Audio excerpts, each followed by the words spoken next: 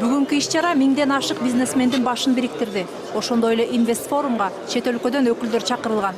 Алар биздеги шарттар менен таанышып, келишим түзүү максатында келишкен.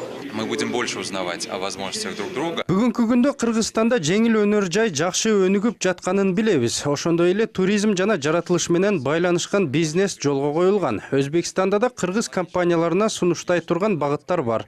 Бирок азырынча биздин ишкерлер жетиштүү маалыматка ээ эмес. Ошондуктан сиздердин Жаш ишкерлер ассоциациясы менен биздин амбит байланыш түзүүгө аянтча болуп калат деп ишенем. Иш-чарага даярдык көрүлүп жаткан маалда Жаш ишкерлер ассоциациясына 250 бизнес долбоору келип түшкөн.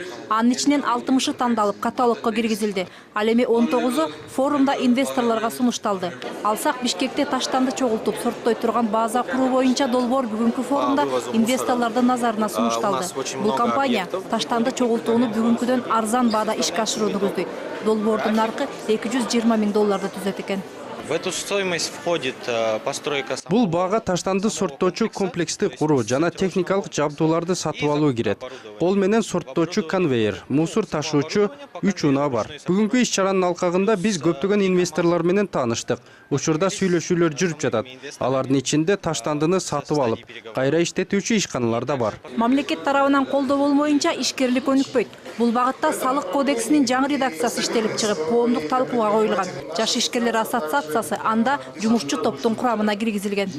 Негизги маселе салык кодексинде көп ошол мамлекет ишкерди жалгыз гана салык төлөөчү эмес, өнүгүп иш орундары менен камсыз кала турган, андан кийин жанагы өсүүнү камсыз кыла турган фактор катары караса да, баягы салык төлөй албаса эле жап деген подходдон кетсе.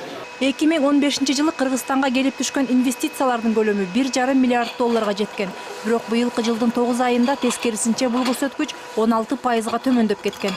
Жыл жыйынтыгы менен бул сумманы жок дегенде $1 миллиард жеткирүү пландалууда. Бүгүнкү иш-чара буга өз салымын кошот деп ишенишет уюштуруучулар. Мээрим Ташыбекова, Манас Бакешев, НТС.